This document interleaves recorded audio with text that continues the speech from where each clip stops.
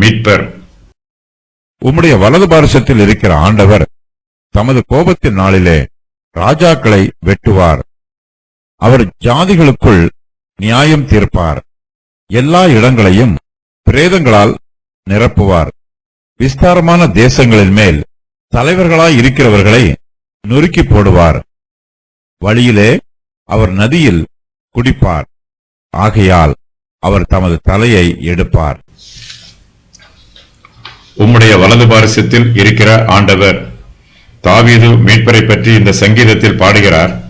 தம்முடைய ராஜ்யத்திற்கு விரோதமாக எப்படிப்பட்ட எதிர்ப்புகள் வந்தாலும் நம்முடைய கர்த்தராகிய இயேசு கிறிஸ்து அதை நொறுக்கி போடுவார். சங்கீதக்காரர் இயேசு கிறிஸ்துவை பற்றி சொல்லும் போது அவர் பிதாவினுடைய வலது பாரசத்தில் இருக்கிற ஆண்டவர் என்று சொல்லுகிறார். ஆண்டவர் என்பதற்கான கிரேக்க வார்த்தை அதோனாய் என்பதாகும். இந்த வார்த்தைக்கு ஆளுகை செய்கிற கர்த்தர் என்று பொருள் சொல்லலாம். நம்முடைய கர்த்தராகிய இயேசு கிறிஸ்து சர்வ வல்லமையும் சர்வ ஆளுகையும் உள்ளவர். இயேசு கிறிஸ்துவினிடத்தில் சர்வ சிருஷ்டிகளை நியாயம் தீர்க்கும் அதிகாரமும் எல்லா நியாய தீர்ப்புகளும் ஒப்புக் கொடுக்கப்பட்டிருக்கிறது.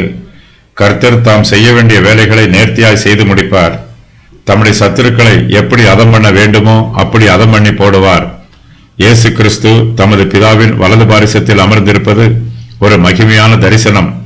கர்த்தருடைய பிள்ளைகளுக்கு இது சந்தோஷமான தரிசனம். ஆனால் இயேசு கிறிஸ்துவின் சத்துருக்களுக்கோ இது பயங்கரமான தரிசனம். கர்த்தராகிய இயேசு கிறிஸ்து தம்முடைய சத்துருக்கள் மீது ஜெயம் பெறுகிற நாளும் தீர்மானிக்கப்பட்டிருக்கிறது. கிறிஸ்துவானவர் தமது கோபத்தின் நாளிலே ராஜாக்களை வெட்டுவார். அந்த நாளில் இயேசு கிறிஸ்துவனுடைய கோபத்தின் அளவு பூரணமாயிருக்கும். இதனால் சத்துருக்களுக்கு உண்டாகும் அழிவும் பயங்கரமாயிருக்கும். கர்த்தராகிய இயேசு கிறிஸ்து தமக்கு சத்துருவாய் இருக்கிற சாதாரண ஜனங்களையும் பிரபுக்களையும் ராஜாக்களையும் அதம் பண்ணி போடுவார். சாத்தான் இந்த உலகத்தின் அதிபதி, மரணம் பயங்கரங்களின் ராஜா. சாத்தான் கர்ச்சிக்கிற சிங்கம் போல இருக்கிறான். நம்முடைய கர்த்தராகிய இயேசு கிறிஸ்துவோ ஆட்டுக்குட்டியானவராக இருக்கிறார். ஆனாலும் ஆட்டுக்குட்டிக்கு முன்பாக சிங்கம் தோற்று போகும். இயேசு கிறிஸ்துவுக்கு முன்பாக சாத்தான் ஒடுக்கப்படுவான், நொறுக்கப்படுவான். இயேசு கிறிஸ்துவின் ஜெயம் புறஜாதியார் மத்தியிலும் பிரத்யட்சமாய் தெரியும். கிறிஸ்துவின் சத்துருக்கள் எல்லா தேசங்களிலும் இருக்கிறார்கள். சத்துருக்கள் எங்கெல்லாம் இருக்கிறார்களோ அங்கெல்லாம் இயேசு கிறிஸ்து தமது கோபத்தின் நாளிலே அவர்களை வெட்டுவார். அவர் ஜாதிகளுக்குள் நியாயம் தீர்ப்பார். இயேசு கிறிஸ்து நியாயம் தீர்க்கும் போது கோபத்தோடு நியாயம் தீர்க்க மாட்டார். உலக பிரகாரமான நீதிபதிகளும் பிரபுக்களும் ராஜாக்களும் இராணுவ தலைவர்களும் நியாயம் தீர்ப்பது போல இயேசு கிறிஸ்து நியாயம் தீர்க்க மாட்டார். இயேசு கிறிஸ்து ஜனங்களுக்குள் எப்போதுமே நீதியாக நியாயம் தீர்க்கிறவர். இயேசு கிறிஸ்துவின் நியாய தீர்ப்பு பூரணமாயிருக்கும். அவருடைய சத்துருக்களுக்கு பேரழிவு உண்டாகும். கர்த்தர் ஜாதிகளுக்குள்ளே நியாயம் தீர்க்கும் போது எல்லா இடங்களையும் சத்துருக்களுடைய பிரேதங்களால் நிரப்புவார். அவர் உன் தலையை நசுக்குவார் என்பதே மேசியாவை குறித்து முதலாவதாக சொல்லப்பட்ட வாக்குத்தத்தம். கிறிஸ்துவானவர் சர்ப்பத்தின் தலையை நசுக்க வேண்டும்.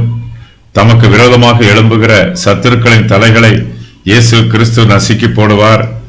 அவர் எல்லா ஜாதிகளுக்குள்ளும் எல்லா இடங்களையும் சத்துருக்களின் பிரேதங்களால் நிரப்புவார்.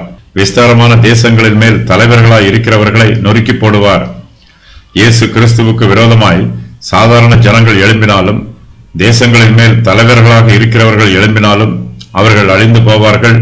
இயேசு கிறிஸ்துவின் நியாய தீர்ப்பு நீதியானது. மீட்பர் தமது தலையை எடுப்பார். வழியிலே அவர் நதியில் குடிப்பார். ஆகையால் அவர் தமது தலையை எடுப்பார். கர்த்தராகிய இயேசு கிறிஸ்து தம்முடைய சிநேகிதர்களை மீட்டு அவர்களுக்கு ஆறுதல் சொல்லுகிறார். கிறிஸ்துவானவர் தம்மையே தாழ்த்துகிறார். அவர் வழியிலே நதியில் குடிப்பார் என்று தாவீது சொல்லுகிறார். பிதாவானவர் குமாரனாகிய இயேசு கிறிஸ்துவின் கரத்திலே கசப்பான பாத்திரத்தை கொடுத்திருக்கிறார். இயேசு கிறிஸ்து ஒரு பாவமும் அறியாதவர். ஆனால் அவர் நமக்காக சாபமாக்கப்பட்டார். இயேசு கிறிஸ்து பாடுகளை அனுபவித்த போது அவர் கெதரேன் என்னும் ஆற்றுக்கு அப்புறம் போனார். அங்கே ஒரு தோட்டம் இருந்தது. கெதரோன் ஆற்றண்டையில் இயேசு கிறிஸ்துவின் பாடுகள் ஆரம்பமாயிற்று. கிறிஸ்துவானவர் கசப்பான பாத்திரத்தில் பானம் பண்ணுவது போல அவர் வழியிலே தம்முடைய பாடுகளையும் வேதனைகளையும் நதியிலே குடிப்பது போல குடிப்பார். தாராளமாய் குடிப்பார். அவருக்கு வேதனையும் பாடுகளும் தாராளமாய் இருக்கும். கிறிஸ்துவானவர் கல்வாரி சிலுவையிலே மரண பரியந்தம் தம்மை தாழ்த்தினார். இயேசு கிறிஸ்து உயர்த்தப்பட வேண்டும். ஆகையால் அவர் தமது தலையை எடுப்பார். தலையை எடுப்பார் என்னும் வாக்கியத்திற்கு தம்முடைய தலையை உயர்த்துவார் என்பது பொருளாகும். இயேசு கிறிஸ்து கல்வாரி சிலுவையிலே தம்முடைய ஜீவனை ஒப்புக் கொடுத்த போது தம்முடைய தலையை சாய்த்து தம்முடைய ஆவியை ஒப்புக் கொடுத்தார்.